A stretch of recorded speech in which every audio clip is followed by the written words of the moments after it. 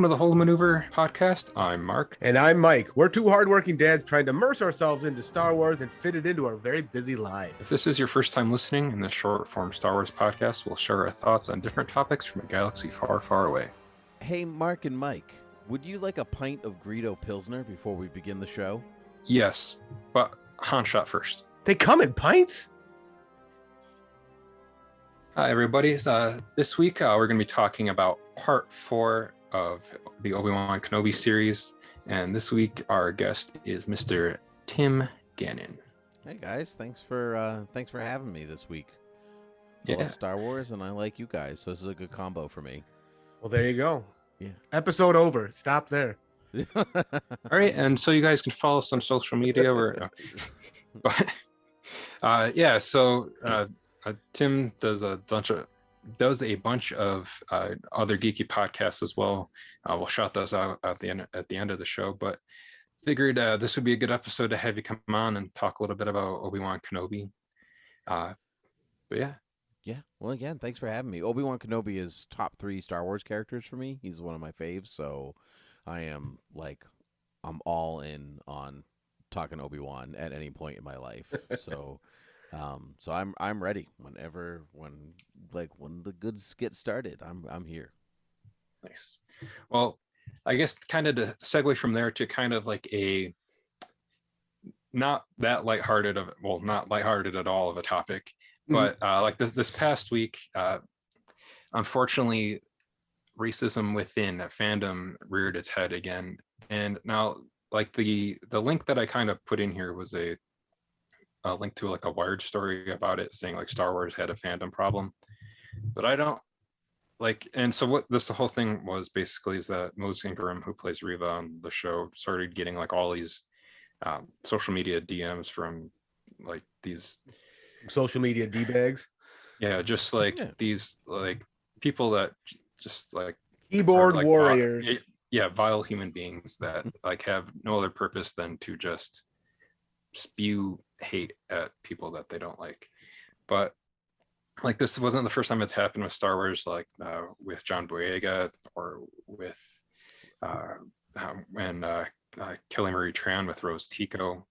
But like, well, even like even Ahmed Best with Jar Jar Binks. Yeah, Ahmed Best with Jar Jar Binks. Jake Lloyd, just as a child. Yeah.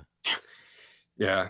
And like this, like it pinpoints it to just Star Wars, but even like recently, the Miss Marvel show just started the same day too as well, and like that show's already getting its own kind of directed hate at it because of it being about a Muslim character. So like obviously like we all are on the opposite side of that. Completely the opposite side. Completely are against like these people that just have like all this hate and like in their bodies. And I just,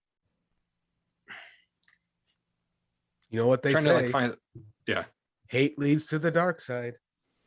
I mean, yeah, it's just scum and villainy. Like, you know, like that's like all like that's all. I really liked what when Ian McGregor put his video out, you know, kind of backing Moses. You know, he was like, "You're no Star Wars fan." You know, yeah, I loved that because like you're not watching it correctly. Like if you get deterred by like the color of someone's skin, it's like you're just looking for that. You're not. In some ways, it's not everybody. Obviously, I think there are people who like Star Wars who do have a problem with this, but I in part I think it's unrelated racists using this as a platform to spew racism. That doesn't necessarily mean that it's the Star Wars fans doing it. You know, obviously that there's always some, but I you know, this is a lot. Like I said, you're just not watching Star Wars correctly or any of these things, and you can't say like, "Oh, my favorite hero is Superman," and not understand that is the story of an immigrant, and like, and you're like, "But I hate immigrants," and you're like, "Are you like what? Where are you? Like, what world do you live on?" It's like antithetical to what the message and theme of like what Star Wars is, right? To basically believe that way. And like I brought up Rose, but that's like one of the lines like she says in Last Jedi is, that's how we're going to win, not fighting what we hate, but saving what we love. So, and our friends at Live Action Star Wars, that's kind of like how they close each of their shows too, where it's like, don't give in to hate, celebrate the love.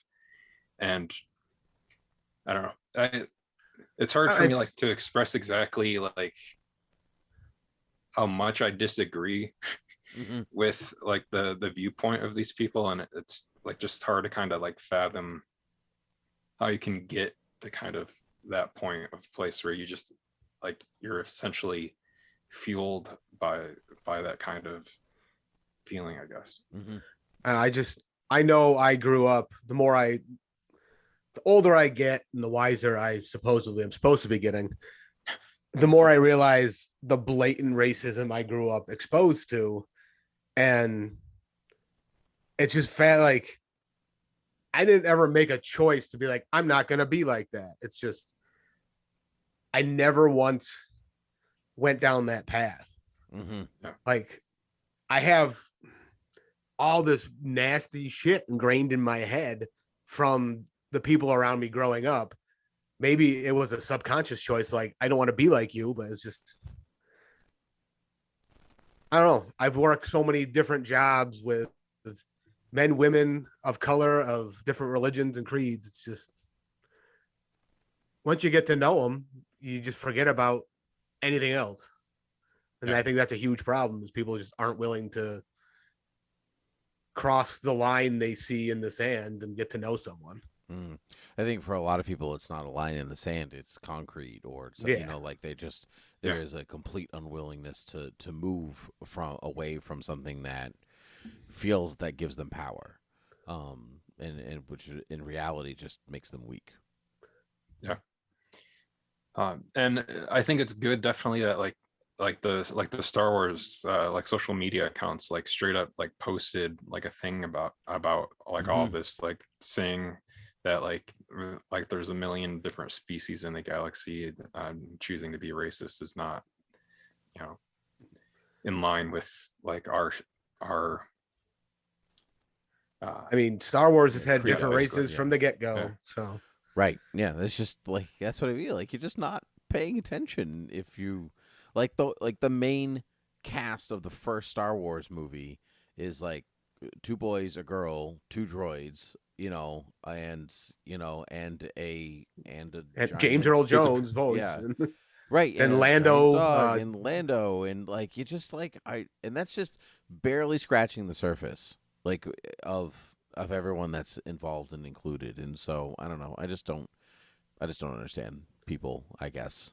But the only weird thing about Obi-Wan that I just want to know if it was a character choice or an acting choice was all the Inquisitors seem to be in whiteface, but Riva's not.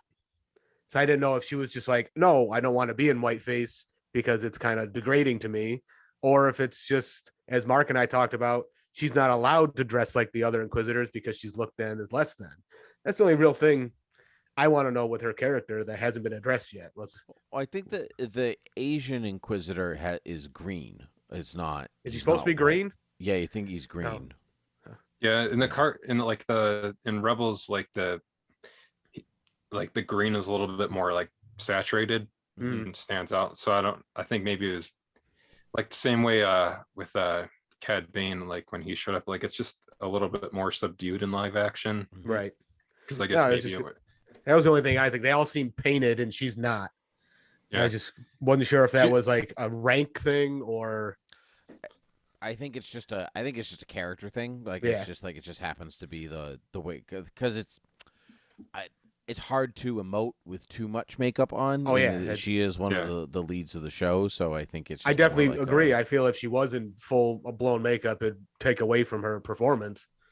Yeah, and I think out of like all the Inquisitors, she's like the most humanoid of them. So it's like each of them are like kind of a different species, but she's like the closest to like Obi-Wan. And I know they're not like called humans in like the Star Wars universe, but I don't know, like whatever the species, I Actually, that's like one bit of Star Wars knowledge I don't know. Guess I don't know what it is. Is that like what technically the species is for like the quote unquote human characters like within the Star Wars universe? So whatever planet you're from, that's what you are. They are Homo sapiens, apparently. Oh, well, there you go. Homo sapiens from a galaxy far, far away. Maybe they are the older versions of us, and they're the real like origin from the Prometheus films. Let's not go there. Classification mammal, many near human species, but yeah, I guess they actually refer to as human and Homo sapiens. I always just assumed everyone was referred to as whatever planet they came from. That's what they were. Yeah, I think well, sometimes, not all the time, because like, you know, the Wookiees are always the Wookiees. They're never just from Kashyyyk or true. Yeah. Whenever they I guess whenever they don't tell you what they are, it's just, they're from that planet. It's true. Okay. Human characters are usually referred to by like their planet, though, right? You know. Yeah. I'm from Alderaan. I'm from Tatooine. Yeah. Corellia, whatever. Never put too much stock in it. Yeah. That's not the important part. Exactly. Yeah. But all that to say is, don't choose to be racist. Choose to be anti-racist. And segueing, it's quite easy. It's quite easy. Mm-hmm. It actually frees up your time a lot. Indeed. Segueing from that to something very important to something not as important is that Darth Vader is now available in Fortnite. So if you are a person that plays Fortnite, like my son or some friends of the show, you can now be Darth Vader in the game. Never played Fortnite. Do they have like chat capability where you can talk to people? And yeah, you can do the voice chat, kind of like. I bet you that's hella like racist. I Yeah, bet you those little 12-year-olds out there. Yeah, I think with that you can turn like mute on to like so that you can hear just like your friend group right on there, so you're not listening to other people. But yeah, they added Darth Vader in it, and looks like they're also going to be adding Indiana Jones in there later on in the season of the game as well. What age Indiana Jones? Young Indiana Jones. Yeah, it's River Phoenix Indiana Jones. River Phoenix Indiana Jones. But yeah, they just had added Obi-Wan, and now they have Darth Vader in there. So now they have like a good plethora of Star Wars characters in the game, from like a bunch of the characters from Book of Boba Fett to the sequel trilogy characters, now Obi-Wan and Vader. So I know from time to time they have lightsabers they can use in the game too, but not all the time.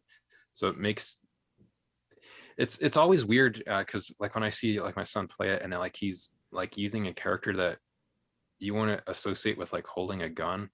So like Superman's in the game, and it's super weird to see Superman running around the map of that game like holding a gun and like shooting at other people. Yeah, I do not like that. I didn't realize that's even how Fortnite works. So it's just a skin that you're that's basically using... it's just a skin. Okay, that's weird. Yeah. So like when you're Spider-Man, you're holding a gun running around. So no, don't like that. It's especially weird when you're Batman and you're doing that, unless I guess you're the Zack Snyder Batman, because then you can just because he loves guns. Yeah. He loves it. Batman is the only superhero I think who could get away with holding a gun, outside of like Deadpool, but I don't really consider him a superhero for some reason. Yeah. I think for me, the only reason that Batman holds the gun is because someone threw it at him and he caught it. Yeah. But yeah, if you guys play Fortnite, you can be Darth Vader now in Fortnite. And we've talked about Celebration a little bit over the past few episodes. Now at Celebration, they had, out of the many panels that they had one for the Mandalorian, and during one of them they showed a season 3 trailer that was only shown at that panel. They also had like this huge like Mandalorian experience kind of thing where you could walk around the Razor Crest, RIP Razor Crest. and see like Grogu in the NT1 Naboo starfighter that Din has now, where it looked like he was like waving at you and stuff when you walked by. I saw a photo or GIF of that. Mm-hmm. Yeah, and so like what's kind of cool is I guess like within this trailer, it revealed like Bo-Katan. It was like this quick montage of very like short clips, and in it showed Bo-Katan sitting on a throne somewhere, which I'm wondering if that maybe like we do end up seeing Mandalore in season 3. Be a real stripped down Mandalore, right? Because after the Night of Night of 1,000 Screams, Night of 1,000. Yeah, Night of 1,000 Tears. Tears, yeah, tears. Yeah. But yeah, so that should be interesting, and it seems like she's still kind of upset with the fact that Din has the dark saber. I felt like that was where they'd have to go with season 3 anyway, because she wanted that dark saber, but she couldn't just go take it from him because she didn't defeat him. Now, yeah, and it's got like, and it looks like it takes place after basically the setup that we got in Book of Boba Fett. Just still kind of weird that we got basically, I guess, technically the season 3 premiere of Mandalorian. If it didn't have that series would have been way worse, in my opinion. Yeah. They did say they were going to do that before the show came out, so like I wasn't like, oh my gosh, what a weird thing that happened, because they did say it was basically acting as Mandalorian season 2.5. Right. So I just it maybe would have been it from a writing perspective, if you wanted the audience to buy into that better, maybe he should have been in like that story should have been woven through all of the episodes or most of them instead of starting in the middle. But you know, like maybe they were teamed up like that entire season of Book of Boba Fett in a way, possibly. Yeah, but I don't know. I like where it's going to be going in season 3 of Mandalorian 2, and I guess there was a bunch of Kwaki and monkey lizards that were shown jumping around in the trailer. And for those not in the know, you may remember Salacious B. Crumb from Return of the Jedi. That's what a Kwaki and monkey lizard is. But so maybe it seems like Din could be going to the planet Kawak, where the Kwaki and monkey lizards are from. So that would be interesting. And I never knew that's what they were called, but yeah, a Kwaki and monkey lizard. Try to say that 5 times fast. I just hope that they all don't laugh like Salacious B. Crumb. I hope they have slightly different annoying laughs. So it's like this cacophony. That's their character trait. Oh my gosh. Yeah. And it's all like they all start at different times and pitches, and you just see like Din run off screen, or it's like holding his hands over his ear. She's like, no. And then like another bit in this was Bo-Katan says, did you think your dad was the only Mandalorian? So this kind of first like line with like in the Mandalorian basically finally kind of saying more or less that Din is Grogu's adoptive father now at this point. So that should be interesting as well. And then we got Greef Karga coming back, and Pelimoto both appear in that teaser as well. So it looks like we'll be getting more of those two. I hope we don't get too much of Pelimoto. You don't like Pelimoto talking about being with the furry Jawas? It's good for a break here and there, but too much is just too much. It's just It doesn't really add much, in my opinion. It's good for a good laugh when you need it through a bunch of serious stuff, but too much of it is just a detraction. Yeah, I agree. It takes away from the tension of scenes sometimes. So, but I do like her. So I enjoy her when she's there, but I just don't want too much of her. Yeah, I think it's got to be like a measured amount of Amy Sedaris as Pelimoto. And I want Greef Karga to quote Carl Weathers from Arrested Development about putting a bone in a pot with some potatoes and stuff, and boy, you got a stew going. Throw that in there. Just talking to Grogu, he's like, you get a frog leg, get some boiling some water with some potatoes, baby. You got a stew going. Put some macaroons in there. Some chicky nuggies. Exactly. I'd love to hear the word chicky nuggies in a Star Wars show. Yeah, and if anybody could get away with it, I think it would be Carl Weathers. Mm-hmm. There would definitely be some weird outcry if he said chicky nuggies for real. There'd be like, because the people who wouldn't get it and be like, I don't understand why he said chicky nuggies in Star Wars, but Star Wars isn't exactly known for its rip-rolling dialogue, so I think you just got to go with it. But you see, when people complain, you show them the script, and chicky nuggies is spelled in some ridiculous manner. Correct. So, yeah, you can get away with it. Yes, it's spelled in Orbesh. But yeah, and then another little bit of news that had come out of Celebration was that they talked with Solo, a Star Wars story writer, Jonathan Kasdan, who had some conversations about Emilia Clarke's character Qi'ra from the film with Jon Favreau, and he said that there could be a possibility that like we may. Now they've been doing a lot of stuff with her in the comics. I know I haven't gotten around to reading those stories myself, but I know that they are doing a lot with her and her whole storyline there. I would love a story for her, like a series, because you just like Solo ends and you're just like, what just happened? And I'd love to know where she goes and goes like, because you get her origin story and how she got to where she is, but because supposedly she helps with the Rebel Alliance begrudgingly. And yeah, I am reading the comics, so like I am pretty caught up on what Qi'ra's up to, but I do think that there's like by the time you get to her in the comics, she's rebuilt Red Dawn as a completely different type of black market organization, but her focus is so different than what it was when we meet her in Solo that I would like to see where how she got from come to me on Dathomir all the way to those comic stories. So I think there is a story. I think there is an interesting story to be told there. So I want to see it. The comment from Jonathan Kasdan I thought was kind of weird because I was like, but they are doing things with her. Mm. So it's like, are you aware that people are like writing comic stories with her as the one of the protagonists or at least one of the leads? So, but either way, I'm pro Emilia Clarke, so I'm like I'd be happy to watch her character more.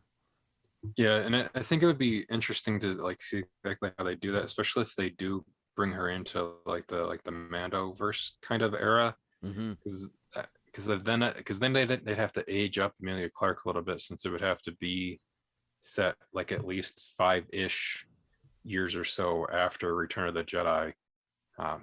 So they'd have to like age her up to, because I think Solo's meant to be like 5 or 6 years before A New Hope.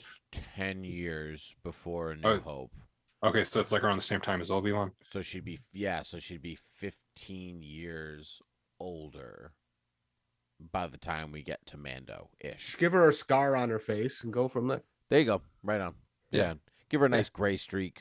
Call it a day. Look, she's older. She's been Bacta taking it up. Yeah, exactly.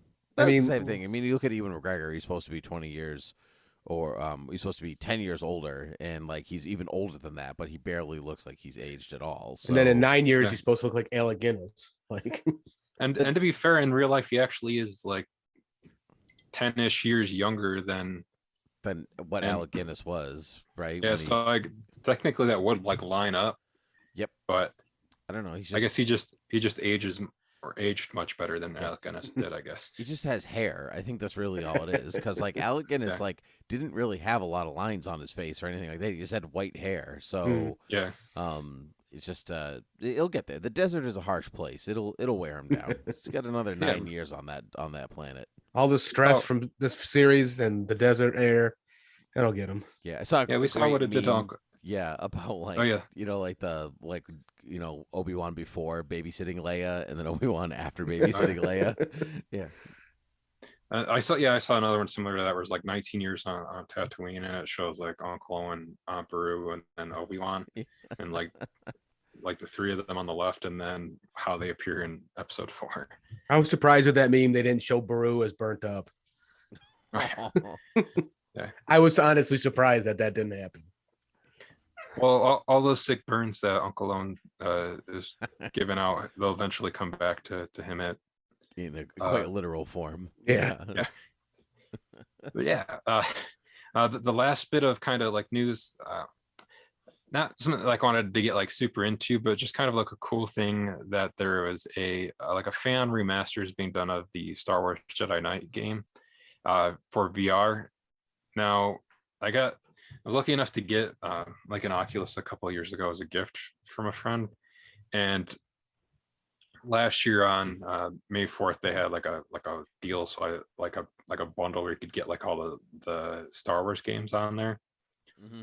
And I have to say, Star Wars games in VR are probably the most fun games to play in VR, like especially the Vader Immortal games that Industrial Light and Magic worked on with them are great, because it's now like, I don't know if either of you ever got to check out The Void, while that was still a thing at Disney, but it was like this super interactive like VR kind of thing that you could do, where you're essentially a stormtrooper, and it's got this whole layout where you're trying to find these plans on Mustafar, because you're like undercover troopers there, and then like Vader comes after you at one point, and like you actually, because of it being VR, like you actually like almost feel like this terror of like Vader coming after you. Mm-hmm.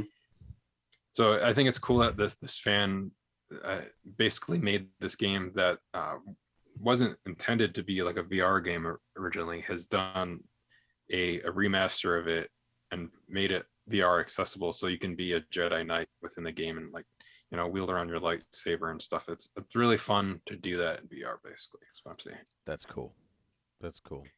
I actually have the actual Star Wars VR game where it comes with the headset and the lightsaber and stuff, but it was $30 open box, and I bought it so I could have a replica of Anakin's lightsaber.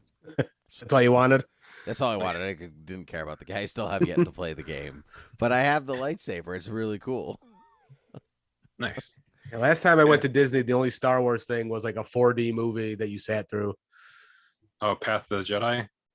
I don't even know what it was. Like, it was almost 20 years ago. So. Okay. Yeah, because I remember they did something like that before the sequel trilogy came out, and it was basically kind of like this highlight reel in like where Captain EO used to be, and it was just like all like, basically it was like a cool like Star Wars highlight reel, and taking advantage of like that 4D kind of auditorium. Was early 4D stuff, and I have no remembrance of what they showed on screen. That's how the quality of it was. Yeah, but would highly recommend being a Jedi in virtual reality. So that's going to do it for our news this week.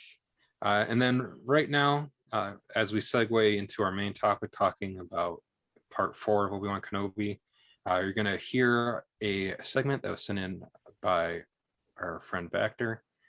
So you will hear that right now. Oh yeah, Obi-Wan Episode 4 was another nice entry into the overall storyline, and I'm really enjoying what's going on with Reva, the Inquisitors, Vader, and all of that stuff. Obi-Wan himself starting to get back to form. We're starting to see him go back up rather than, I think the first 3 episodes, everything was down, down, down for Obi. But we're starting with Episode 4, I believe, that upward journey back up to the top. So 4, 5, and 6, I think, are going to be a climb, whereas 1, 2, and 3 were a descent for our boy Kenobi. Very much enjoyed Deborah Chow's directing, and I'm hoping the final battle with Vader and Kenobi is going to be something that is the stuff of legends. They have a lot to live up to with that Episode 3 lightsaber battle. So we'll see what happens on the next Obi-Wan Kenobi. All right, and we are back to talk about Obi-Wan Kenobi Part 4 for this week. I don't know how we're going to follow up that take, Mark. Yeah, I don't know. Vector had some pretty out there thoughts about this episode. I don't know if we agree with him, but I'm such a bastard. Yeah, I don't know if we can stand by those thoughts, Vector. I mean, we'll see. But speaking of people's thoughts on the episodes, I guess to catch us up before we get to Part 4, what have you thought of parts 1 through 3 so far, Tim? I really like it. I think each episode kind of builds a little bit on the last one in a positive way. Everyone, I think, like everybody in front of and behind the camera becomes a little bit more comfortable with the parts that they're playing. So I think that it improves, and I think it's I think 1 through 3 have been a really good character piece, like for Obi-Wan, not just like heavy action or adventure, but it's really like, it's kind of like a Logan or, a Dark Knight Returns or something like that, where you're watching somebody was a living legend and is like struggling to like come out of retirement, basically. And it's not really about like trusting the Force, but trusting himself. And I like that. I like that small difference, that like what you would expect him to have cut himself off from the Force, but he doesn't really want to. He like, he doesn't trust himself, or he doesn't believe in himself, and so I've been liking it. Some of it has not been terrific. This not story choices, but some of it feels like elongated in a way, like where they're like it's like 6 episodes, so we're stretching it out, but at the same time we still have a lot of story to tell that I haven't seen yet. So I find some of the pacing to be a little odd, but I like the locations. I like the characters, old and new. So I'm, as a Star Wars fan, I'm overall satisfied. And I like that comparison to Logan. I never once put that together, so that's pretty cool. Well, thank you. Yeah, and Leia is X-23. Yep, totally. Yep. Yeah. Well, Star Wars just loves its, reluctant dads right now. That's like the big, yeah. That's what it's going for, between Mando and Bad Batch and now Obi-Wan. It's just a bunch of middle-aged men toting children around, like, reluctantly. Can we get a 3 guys and a baby Star Wars? Can we do it? Yeah, we can. Yes, we can. It's going to be Lando. It's going to be Lando, Han, and Luke trying to raise Ben Solo, and it's going to be great. There you go. Yeah, perfect. I'd watch that. But yeah, I think everyone would. I would totally watch that. Yeah. They'd have to do it animated though, I guess, though, just because that would be way too much of a budget for them to de-age Mark Hamill, Billy D. Williams, and Harrison Ford all. Well, you could use what's his name? Just put prosthetics on him. Donald Glover. Yeah. Go the other way. Oh yeah, I was gonna say that earlier when we were talking about Qi'ra. It was that if maybe she shows up in his show too. That could always be like a sequel-ish kind of to Solo. But so with part 4 of Obi-Wan, this picks up basically kind of where like we left off with part 3. He wakes up, Obi-Wan wakes up to find himself on a starship flown by Tala, with her and her droid Ned B, and through flashbacks, like we see like Kenobi's remembers being carried by like Tala and her operatives to safety, but like while he's submerged in the Bacta tank, basically he kind of has like memories of like that duel from last episode with Vader, and this is kind of like cross-cut with Vader in his own Bacta tank. Now during this, did you guys, I think it's supposed to be implied that like they're still like connected there, and kind of, that's what I gathered. That's what I felt they were trying to push through to us. That there was a connection, and they're both in the tank at the same time, which enhanced the connection. And yeah, especially even like showing like the injury was the same, right? It's the same burned arm on each side. It's their right side, so like showing that like Vader deliberately burned that arm first because his arm was burned that way, and so like the connection is physical as much as it is mental. I like that. Yeah. And like for a second, I got kind of freaked out too, because of how like quick the cross cutting was, and it like it cut to that one shot of like Vader's arm, like where it was cut, and it like had like the metal part where like his mechanical limb gets inserted. For a second, I thought that was Kenobi's arm, and I was like, oh dang, did they like amputate his arm while he was? I was like, well, that's interesting. That's a choice that was made, and they're like, oh wait, no. Phew. Yeah, and then I realized I was like, oh, okay, never mind. That's Vader's arm. But yeah, like from there, and then like he kind of freaks out and like wakes up and climbs out of the back to tank, and then he's like, where's Leia? And then it cuts to Leia in the Fortress Inquisitorius. Another thing that's fun to say 5 times fast. On the ocean moon of Nur, which is, again, this was in the Star Wars Jedi Fallen Order video game, where Cal Kestis spent some time there. So I like this whole base. General, we'll kind of get a little bit more into it as we get further into the episode, but I like this idea of like another kind of base, like on a, like in the water, kind of similar to Camino, like with the clones and everything. Yeah, I love Camino's one of my favorite planets. It's just I like water planets. I don't know why. But yeah, it's cool. I actually love that it's like something from Fallen Order. Like I like when Star Wars validates itself in a weird way. Like you've seen this location in a video game, and so now it's in live action to prove to you that game was important. Yeah. So I think it's cool. I like seeing it. Yeah, and let's get that.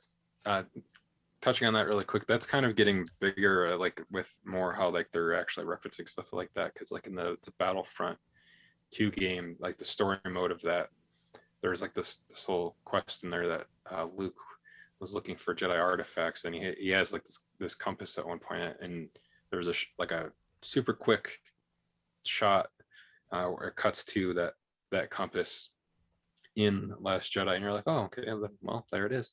And then so like if you play the game, you're like, oh, there it is. And then but it like it validates you, like being a Star Wars fan, like going in on some of the the other stuff, the video games, the books, the TV shows, whatever. Like it's all important, and I like that, at least enough to be like, the story mattered in some way. Yeah, it makes it like more rewarding for the fact that you're like doing all this expanded kind of universe stuff with it, and actually, like you said, validating it. But with Leia on Nur, she's getting interrogated by Reva, and she tells her that Kenobi is dead and that nobody's coming for her. Now, like, what did you guys think about like this whole kind of like back and forth like interrogation stuff with Reva and Leia? Because we can kind of touch on like the whole bit of this, like, because it's kind of like cut throughout the episode as Obi-Wan gets to Nerva. What did you kind of think of like this whole back and forth between the two of them? I mean, it shows how confident and I guess Leia's true power, even as a kid, was. I thought it was strange that she mentioned Obi-Wan, not Ben. Yeah. Did she? Yeah, she says Obi-Wan's dead, and and I was like, oh well, I guess Leia knows the name Obi-Wan now, so there goes all those theories everybody had about Leia not knowing the name Obi-Wan but knowing the name Ben. So I guess going back to A New Hope, do they ever confirm that this is Obi-Wan when they're talking to Leia? I don't remember. So, that's the only thing I don't remember. I know they say the name Ben, but quickly in that, like the only way like I can kind of headcanon that is that she's sending out that message and like hiding. Oh, help me, Obi-Wan Kenobi, you're my only hope. That's right. Yeah, like in R2, but she's kind of recording it in a way so that like if someone randomly did find it, that it's not like 100% of the info, but and it's not like straight up like like a FaceTime call like or force time call to Obi-Wan. So that's why it's almost kind of like more like formal and whatnot in that, and talking about like your dad and everything. And then later in there, like when Luke gets her out of the cell, and he tells her that he's there with Ben Kenobi, and she's like, oh, Ben Kenobi, where? Yeah. Like, so she has like this huge reaction to that. So I think that's what like a lot of people are basing theories on, is that she didn't know the name Obi-Wan, but she like knew the name Ben. So that's why she had like more reaction to it. But I think it still works either way. I think so. Yeah, I think so too. I mean, it was fun to think that like her big reaction was for Ben, because she didn't like know that Obi-Wan and Ben were the same.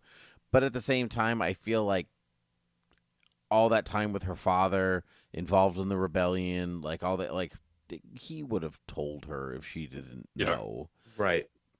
So characters don't exist in stasis between stories. Like stuff happens to them. They, but yeah, I like the interrogation. I think it's almost like good practice for Leia, which I think is fun. Like, because the whole escape from the fortress is like a Death Star like escape. Like, right. The Jedi is like the Jedi is coming in to rescue the princess from her interrogation inside an Imperial fortress. Which, so I enjoyed that from Leia's perspective, because she's handling Reva as a 10-year-old well, I think. And then so it's only going to give her I think it's going to give her false confidence in dealing with Vader and Tarkin later. So I kind of like where like she like ends up faltering in A New Hope, because she's like, I've done this before, right? As a 10-year-old, So, so that's been cool. It also really kind of subtly tells you a bit about Reva too, which I liked when she tells Leia that like people who, what'd she say, that like people who are angry all the time or overconfident are actually scared or something like that. People who are brave are actually scared, or people who are brave, overly brave are actually scared. And I thought in some ways that she's like talking about herself, because like Reva is like, she overacts her part as Reva, but I think that's a character choice. It's the bravado that she's putting on to be brave in front of the Inquisitors, in front of Vader, whatever. So I think it's like she weirdly has this connection with Leia in a strange way, which might be total bull, or it might come to fruition. We'll find out. We have 2 episodes left.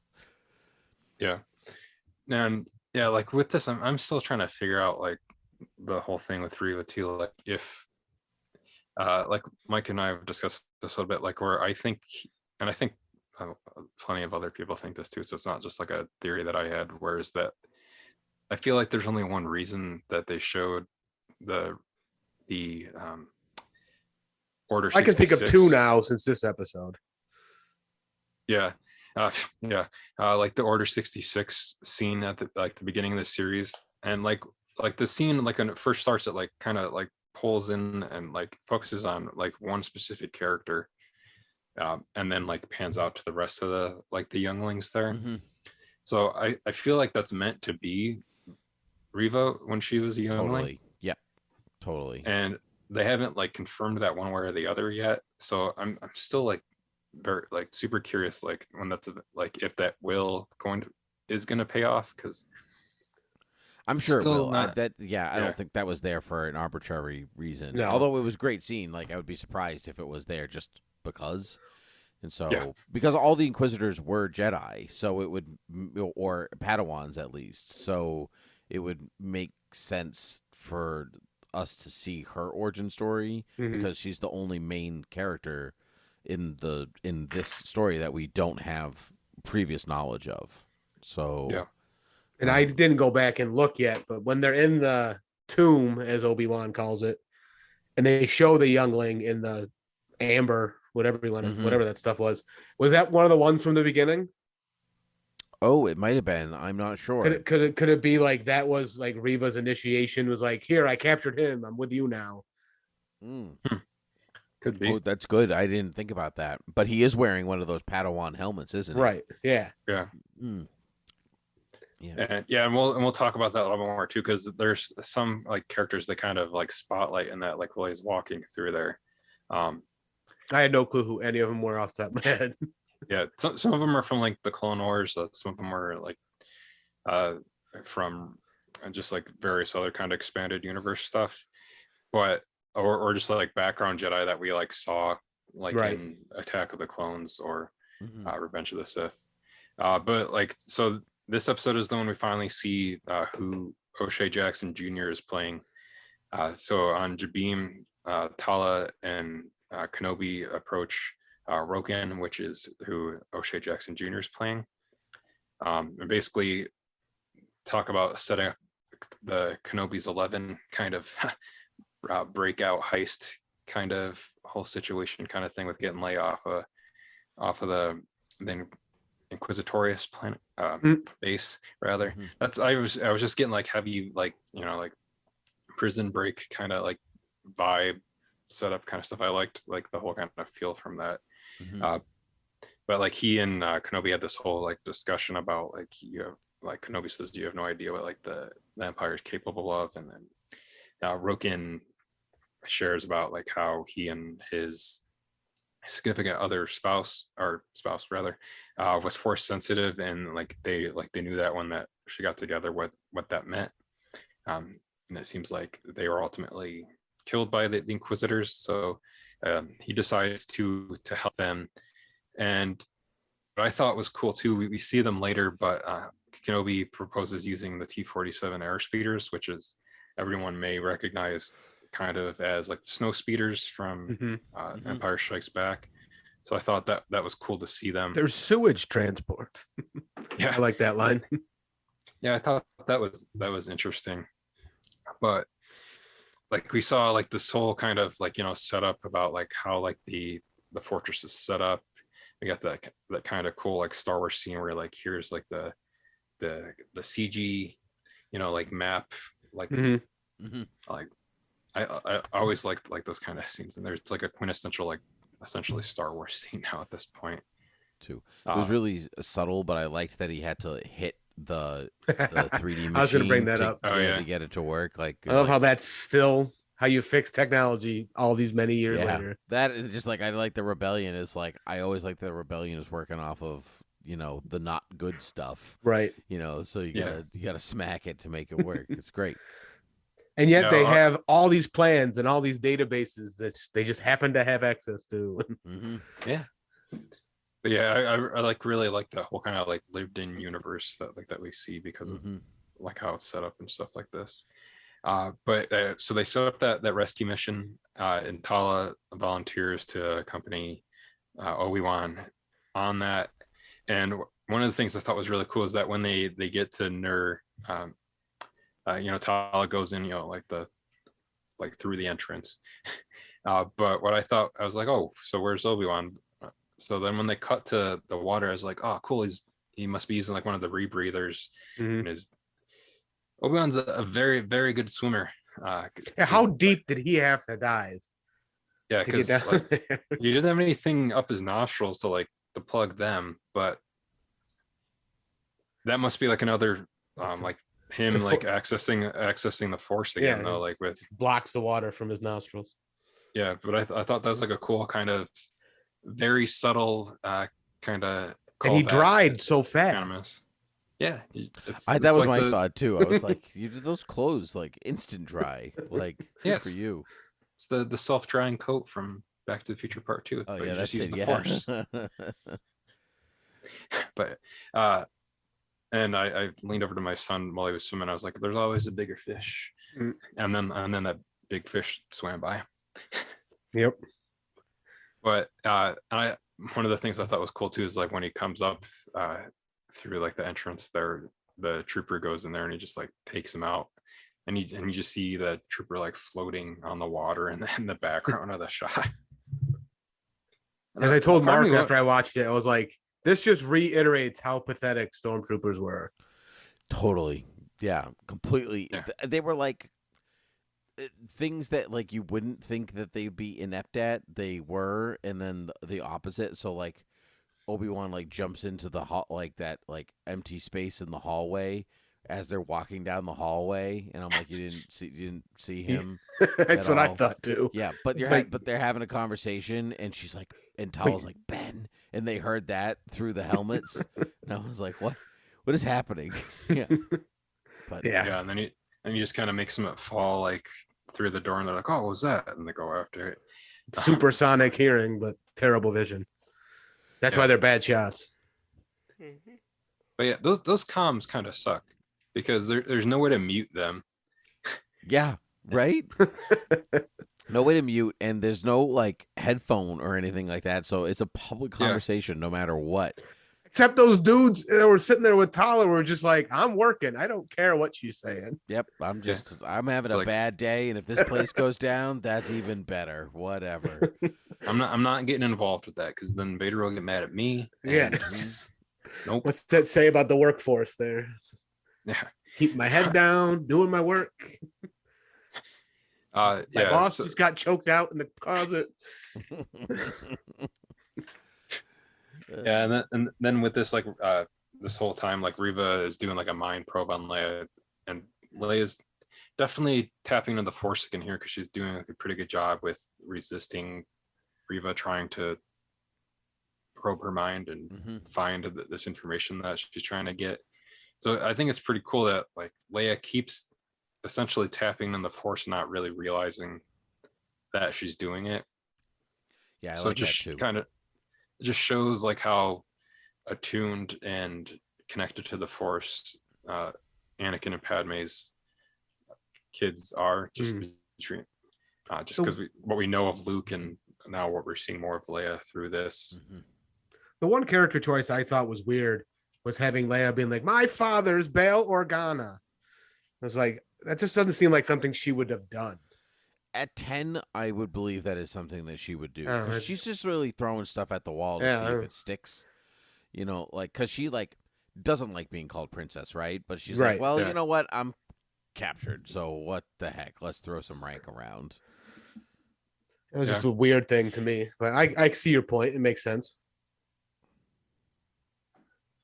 And part of that, like you were saying earlier too, is that this kind of reminds me a little bit of like her like whole conversation and back and forth with like Tarkin later on in A New Hope, where she's kind of like, you know, exchanging quips and jabs with him, talking about his foul stench and everything in A New Hope. So it's basically kind of like her working on her material here in the Obi-Wan Kenobi series. Well, nine years later, she'll perfect it a little bit more. So she's supposed to be 19 in A New Hope. Yeah, she's 19. Yeah, 19. Well, Luke would be too. Yeah. So like after all this, like Kenobi sees like a secret droid, and he basically takes these droids out. And I thought this was cool, him like using trying to like attune himself to the Force a little bit more, like using a saber a little bit more frequently, like throughout the episode. I was thinking of lightsaber and episode. But yeah, so I thought it was cool, like, and he even did like, you know, his little like hand like flip thing that he does with his saber that we've seen him do a few times like throughout the prequel trilogy. Finally did that again here. Now, what I really liked in here too is when he goes in to save Leia, basically from like that interrogation machine, which I'm assuming is like the same kind of interrogation machine that Han had to deal with in Bespin. It looked pretty similar to that. Well, didn't Leia have to deal with it later in life too? Wasn't there a scene where they show the needle moving away from her in like A New Hope? Yeah, she had like a similar one. It wasn't like that table, but it was like more of like that, like the interrogation, like the droid comes in with it. Yeah. Yeah. And then Rey, what were they gonna do to Rey? And I think that was something similar, but that was more like Kylo just doing kind of like what Reva was doing here, was trying to do the mind probe on her. But I saw Sam Witwer tweet this earlier, was that he's like, I'm not going to get over being mad at Kenobi, since Witwer plays Darth Maul in the animated series. But he tweeted this video of his character Galen Merrick from the Force Unleashed games, basically doing the same, like lights out, ignite the saber, take out a trooper, unignite the saber, and then igniting it again and taking out the other trooper. And I liked how that second trooper was like putting up a brave front after he's like, "Don't come near me. I'll take you out." No, even though he was definitely probably pretty scared. But it just goes back to how poorly trained the stormtroopers seem to be. Yeah. In this army, they're just fodder. What's cool too is that Vader kind of does like the same kind of like lights out saber ignition move in Jedi, I think it was. Didn't he do it in the previous episode, kind of? He does it in Rogue One too, when he's just in the in the hallway. Yeah, and then Luke does it in Mandalorian. So what I was kind of wondering was like, I wonder if Obi-Wan taught them both that move. Entirely possible. Say yes. That feels like Obi-Wan's like, I'm going to show you something cool. And then he just yeah. But I thought this whole sequence was cool, like with like the breakout, and then like they make their way down that tunnel, like the glass starts to crack, and he's holding the it was a true test of his force ability for sure. That the whole scene was awesome. I liked the tension built up in that, and like he was holding that while he was deflecting the blaster bolts towards him. It was very cool. And then like I loved, like he had his own like hallway scene now. He can, like we were saying, like Vader had the hallway scene in Rogue One. Luke's had his hallway scene in Mando. Now Obi-Wan got his scene here. And then like when he lets it like release, and then like you just see like that shot of him like running towards the door as it's closing, and then you just see all the troopers floating in that hallway after that. I'm surprised, like it's not like over the top gore for film and TV, but for Disney to allow it, I'm just surprised how many dead bodies they've been showing. Okay. Well, once they let Vader like snap a teenager's neck in the last episode, Yeah, I'm just like this whole series. I'm just like, they just like let them go for Star Wars. Like you don't really expect it. Yeah, I'm not complaining. I'm just surprised. Yeah, it's definitely. I think it's cool. Yeah, I mean, don't forget, we saw the charred, burned skeletons of Luke's aunt and uncle. But that was pre-Disney. That was pre-Disney. I know, but it is still kind of in the makeup of Star Wars to like be a little macabre. Like people get cut in half and lose limbs and whatever. So I thought I heard a story of in Empire when they chop the arm off. Luke chops off the Yeti's arm there, that they had to reshoot it because they were told there's too much blood for Star Wars or something like that. Oh yeah, because the same thing with like fish face in the cantina. Like I think that's like one of the scenes where there's like the most blood from like a lightsaber cut. With Ponda Baba and Doctor. He doesn't like you. Yeah, I don't like you. Yes. See what happens to racists in Star Wars. Perfect. Obi-Wan cuts their arms off. But yeah, I remember that being like a whole thing where people thought like you can change like the intensity like on the lightsaber, so like that Obi-Wan it doesn't cauterize the wound. Yeah, so he like dulled it down so that it didn't cauterize. I actually had that thought when he was taking out the stormtroopers, like when the lights went out. I was like, he's like, there's several hits on the lightsaber to take them out, whereas other times, like, you just cut Darth Maul in half with one swoop. Yeah. But I think it's also the like, in my mind, it's the pressure that he exerts. Like a real sword, like you can, give somebody a cut or cut something off. Like it's not one or the other. So, I don't know. It's what? It's space magic. It's space magic. Yeah. The lightsaber's got haptic feedback.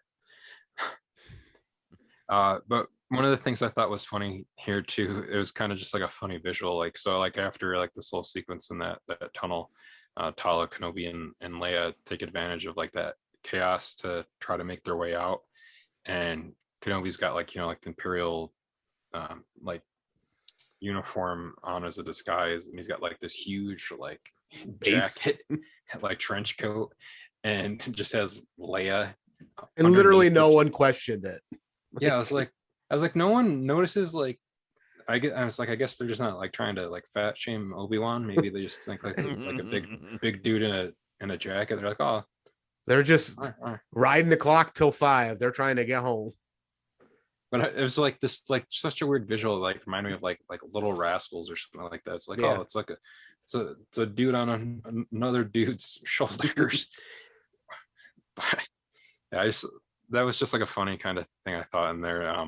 But that like as they're making their way out, like Reva kind of confronts them as they're getting out there, and like there's this whole kind of back and forth. With them, Mouse Droid gets taken out. R.I.P. Mouse Droid during the escape. Side note too is that I noticed like in that opening that they do, this episode had a few different like droids added to the beginning of it. They added Lola in there too, Leia's droid. I thought Lola was in one before it. I didn't watch the opening for this one, so I'm not sure. Oh, maybe. But I thought I saw Lola before. I've known they've had a mouse droid in the past few episodes, but then it seemed like there was some other. I think maybe it was like a gonk droid maybe in this one. I thought it was different too, but I thought it was me. Like I hadn't been paying attention, so I'm glad that you said that. I was like, oh, then they are changing it. That's here I am, who clicked skip. How dare you? How dare you skip that 10 seconds? Yeah, it's like the Star Wars version of like the Marvel Studios logo, where they kind of switch up what's shown like in the letters and flashes in between. So I think it's kind of cool that they do that now that they don't have like the 20th Century Fox logo to come after like the Lucasfilm logo and everything. But it's yeah, definitely a cool little thing. Like there was this shot here like with Reva with them where she's like taking or like deflecting all the blaster bolts that I remember a lot of people saw in the trailer, and they thought it was a spoiler to the fact that this was basically confirming or showing that Reva would defect from the Inquisitors and join Obi-Wan. Boy, were you wrong. Yeah, it was cool to see that in context and be like, nope, that was not a spoiler. That was just another part of the story. So from there, like as they escape, one of the snow speeders, I'm just gonna call it a snow speeder because that's what we are. It's Wade. Yeah, Wade gets taken out. So and later, where's Wade? Where's Wade? Tala will say, so I guess you're soldiers now. So now that they kind of had like their I don't know if this I don't know if this was like their first casualty of basically like the kind of sort of beginnings of like the rebellion. Because at the beginning they're talking about how they're not really soldiers, they're just helping people to the like on the path. And she's like, well, that's what soldiers do. So yeah, and I think I think we'll get more of this in the Andor series too, definitely, with like how much more that builds up to, eventually Rogue One. But from there we get the scene where, like, this scene I thought was awesome. And Hayden is doing like a great job in the suit, just like with like his visual performance, because I'm not sure, because I know they used the Reese feature with Vader's voice and James Earl Jones like audio samplings, but I don't know if like Hayden said all of that, and then like they did the James Earl Jones Reese feature over his voice. My guess is that because it's billed as Hayden Christensen as Darth Vader, that he's choosing how to say the lines, and they model James's voice off of how Hayden is choosing to say the lines. Because it's not exactly voice modulation. It's not like he's speaking through the helm. But I think that's as close as to what they're doing. It's the same way that they do Luke Skywalker, right? Because they have Mark Hamill on set saying the lines, and then they do the machine to mimic the way that, as close as they can to the way that Mark has selected to say those lines. Yeah. With Vader, it sounds like a little bit more natural, just because his voice is already kind of mechanic anyways. And you're not watching somebody's mouth move, right? To what you don't have to watch the lips move. Yeah, I agree. It feels natural. Like if I wasn't like the behind the scenes fan, I would, or if I was a kid, like forget it. I would just assume that's Darth Vader. Like that's just the power of entertainment magic. Yeah. And like this with this scene too, he like comes just like barreling in like down the hallways, like stomping. I love how Vader's being portrayed in this series. Like, me too. He's just like force. Yeah. Like throws his arm up and like lifts Reva up in the air, and you're like, oh man. Like I almost thought like Reva was gonna die. I kind of did too. Like I was like, oh, okay, probably was, but then she mentioned that tracker. Yeah, like she was like, oh, so he's gonna like saber her or break her neck too, or do something there. Yeah, he was gonna rip her apart, just force rip her in half. Yeah, I like that this Vader that we're looking at is very angry, right? And so but he's still in that steep, but he's only 35, right? Because it's 35, 36 years old. So I kind of like that he's obviously not wholly Anakin Skywalker, like physically, because like so much of him has been taken away, but like I like kind of looking at like kind of in some ways the youthful vigor that this Darth Vader has in comparison to Return of the Jedi, in which like his injuries have like kind of finally caught up to him, and he's just moving slower. His age is showing, and I really like seeing Vader in his prime, pretty much, like what he's still capable of, as much as walking quickly down a hallway like he's going to kill you, and then he is. Like he's almost chilled out by the time Empire Strikes Back rolls around. Like he's willing to take his time. He doesn't have that like the not youthful insolence, but kind of like the impatience of youth, where he's like got to get stuff done. Right. That's to me is really cool, because like he's got that kind of energy still a little bit in A New Hope. Like it's kind of a distinctly different Vader than Empire Strikes Back. He yells more, he like swishes his cape a lot more in Empire. And I kind of like seeing that on display here. It's been awesome. He's been my favorite part of the show so far. But maybe that's because it's like it's not hard to screw up Darth Vader, but he's like obviously Darth Vader. Right. He looks like Darth Vader. He sounds like Darth Vader. He moves like Darth Vader. I'm not like analyzing him in the way that I would. They didn't screw him up is what's good. They could have done so much other stuff and ruined it. Yeah, but no, they like really took the care to make sure that it's still distinctly Vader, but it's also Hayden Christensen's like decisions about how Vader would be at this time, because it's like in a lot of ways distinctly Anakin in a way that the original trilogy isn't, because that personality didn't exist. So like like how quick he is to anger, the type of things that he says, like I love it. It's been awesome. Agreed. Side note, does his head look bigger in this series than previous? Yeah. I feel like the helmet's a little bigger. Like all the close-ups in this episode, is like, man, he's got a fat head in this series. Yeah, I know that they went back to making the helmet closer to like how it appears in A New Hope, and not making it as symmetrical as it was in Revenge of the Sith. Because I know in like that they just printed one side and then flipped it and put the two together. But like in like the original, it was basically these different sides and that were made separately and then melded together. But so like one of them's a little bit bigger on one side because of that. So I think that's what they did with this, to try to match it closer to that too. Looking a little like Lord Helmet. Yeah, he's not that big, thank goodness. But yeah, I'm surrounded by a-holes. Yeah. Yeah. Speaking of being surrounded by a-holes, the fifth brother protests like this whole like back and forth with Vader and Reva, saying like that the base was almost destroyed. And Vader warns Reva that he won't tolerate any more mistakes.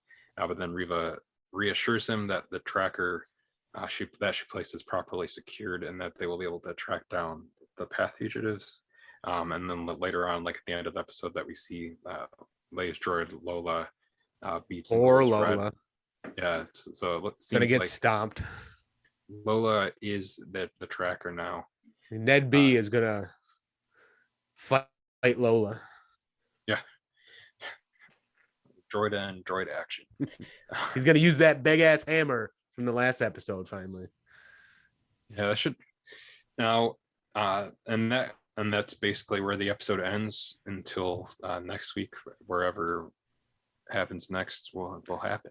We got to go back a little because we didn't touch on it, and it was a shot that's quick that I wish there was a little more of in the tomb. You see all the lightsabers of the Jedi that they've killed or captured, and I thought that was way more powerful than seeing them entombed.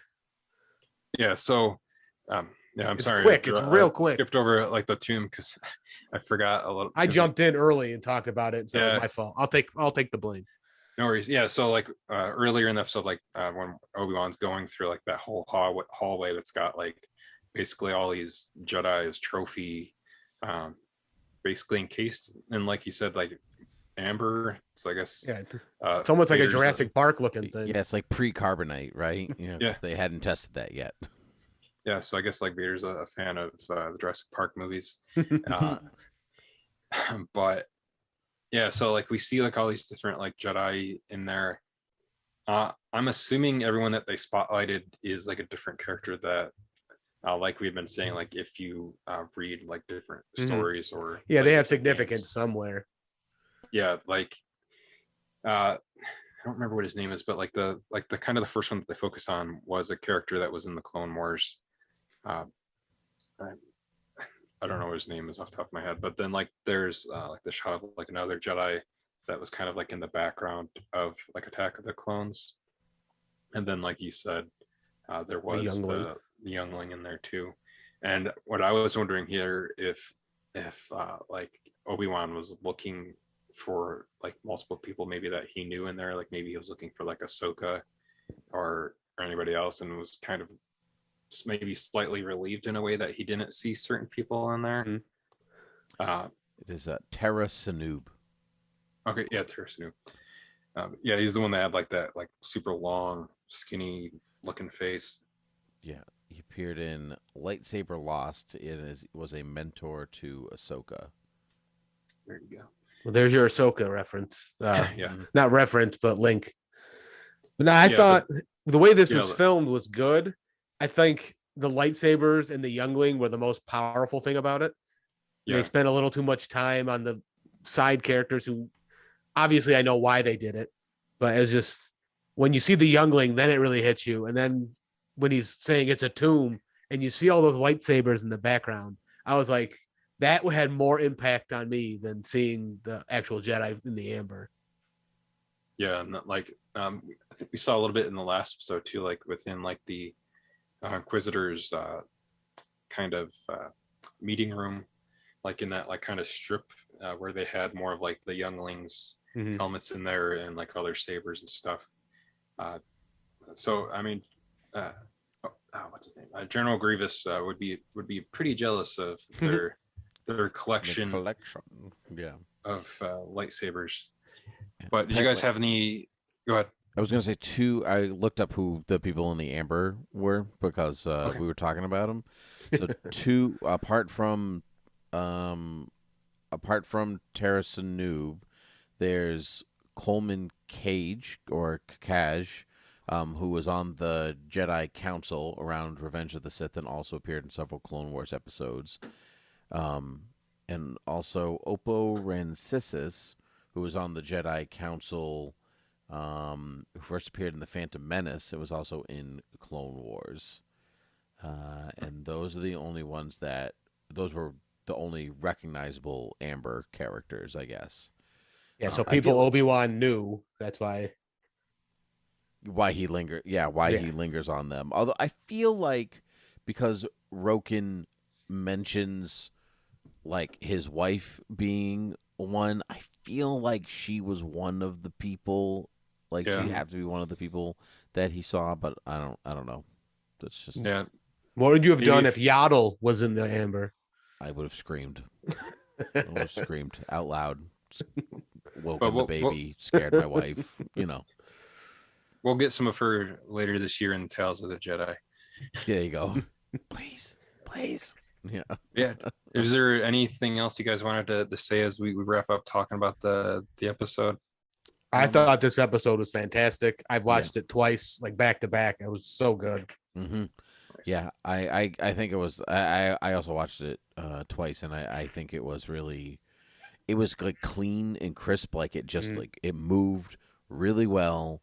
I think Tal is an interesting character. We didn't really talk about her, but I'm enjoying her quite a bit, and I loved the little handhold with Leia. Yes, I was going to bring that up Obi-Wan too. At the end, I think that was really because cute and special.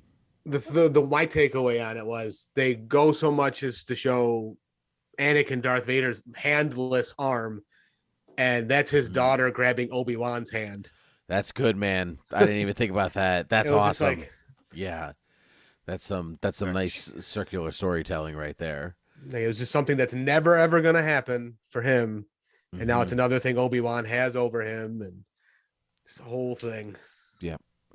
There's a big part of me that also just really likes people calling Obi-Wan Ben because it validates his existence as Ben. Right. It's not so arbitrary, like in backwards. I wonder if they mean old Ben.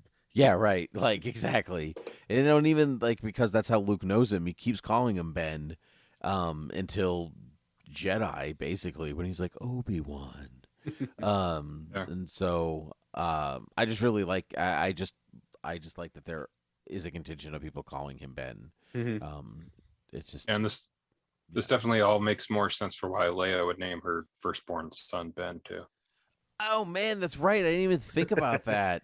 That's good. Yeah. It's a good point. I didn't get there either. Yeah, because if Disney's good at anything, it's really it's trying to validate every single decision it made in the sequel trilogy. That's like what all it's going hard, making sure that it all works. Yeah. Even Reva doing the hand thing with the mind meld. So, but I can't believe there's only 2 episodes left. Yeah, that's where I'm at. I want more already. Yep, I know. It's not even done yet, and I want more. And from rumors we've heard, there might be more, but I'm also cautiously optimistic about, or I don't know, cautiously optimistic is the right term for that, but just trepidatious about it, because I don't there's less and less time within the gap of story that they can do anything with that doesn't break stuff that comes after or before. Yep, I agree. So Yeah, and it's hard to tell a story with stakes when you know that like Leia's gonna be fine, Obi-Wan's gonna be fine. Yeah, Vader's gonna be fine. So like Vader's gonna be fine. He's gonna be fine. So I mean, a lot of these stories don't take place over long stretches of time. I mean, like we're talking a matter. This is maybe like days. A week. Yeah, and so and it's 20 years of hanging out on Tatooine. So, of cutting up that fish or whatever the hell it was. Right, exactly. So I'm maybe down. season 2 is with Luke. Yeah, maybe. I'm season 2 is pod racing. Yes, please. Yes. Yeah, but I'm down. I definitely am down for more as long as it doesn't compromise the integrity of the original trilogy. I don't even need everything to match perfectly. I just don't want it to be blatantly different. So all of a sudden you just make the original trilogy inconsequential. Like that's as far, like you don't want to go that far. Right. And we still got to figure out why the Sand people hate Jedi. They haven't gone there yet. So, well, they dealt with Anakin and he killed them all. I forgot. I always forget the prequels. I always forget. They're animals, so he slaughtered them like animals. I thought it was more they hate Obi-Wan. That's where my mind was. Anakin hates sand. He hates and they're sand people. And so they hate the Jedi. They love the Mandalorians. Yeah. Because he's not a Jedi. The only thing left I have to say on this episode and this whole series is I hate the Inquisitor's lightsabers. I hate their design. Oh, man. You know, like the blade around the handle or whatever. I call it the identity, the Tron identity disc lightsaber. Yeah. But they just don't seem functional to me. Well, they haven't used it as much in the show, but like in Rebels a lot, they used basically the helicopter function of it more, where like they just hold it and it like spins. That's what it's supposed to be. It goes around that thing. Yeah, because they're not skilled enough to have, do that themselves. Yeah, but Reva seems to be just because she is more skilled, so she seems to just be doing like the one ignition on it. But yeah, that's gonna wrap up our discussion on part 4 of Obi-Wan Kenobi. You guys can leave us a review on the podcast catcher of your choice. Spotify and Apple Podcasts, I know, allow you to do that. I don't think any other ones do, but if it allows you to do so, do it up, please, because it helps us out a lot. You can find the show on social media, on Twitter, Instagram, and Facebook by searching HoldoPod, and then the Holdo Maneuver podcast on YouTube. You can find us individually on social media. I'm just at my first and last name, Marc Bibbert, MarcBibbert. And I'm at Michael Soren, last name not spelled the way it sounds, SAWRAN, with an underscore afterwards. And then Tim, where can they find you? You can find me on Twitter at TimothyPG13.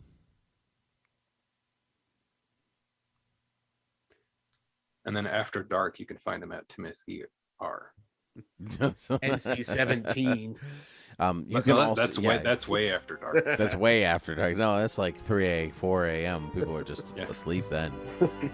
You can also find me on the Thought Bubble Audio Network at thoughtbubbleaudio.com. Beer with Geeks and Academy Rewind for the most current and up-to-date shows.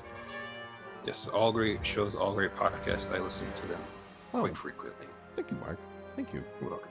And spoiler alert, we will have your Beer with Geeks co-host Frank on the show next week for part 5 of Obi-Wan Kenobi. Yeah, man. So, yeah. So we got one half this week. We'll get the second half next week. But you guys can also follow our editor Vactor, just at Vactor, VACTOR, on all the social media places.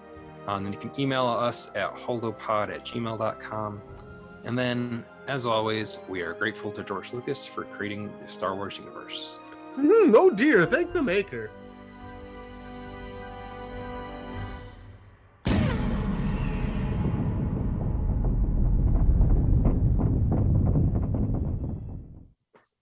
Welcome to the HOLDO Maneuver podcast. I'm Mark. And I'm Mike. We're two hardworking dads trying to immerse ourselves in Star Wars and fit it into our busy lives. And I screwed up already. So I did that on Animation Fascination this week too. So it seems like it's a week to do that.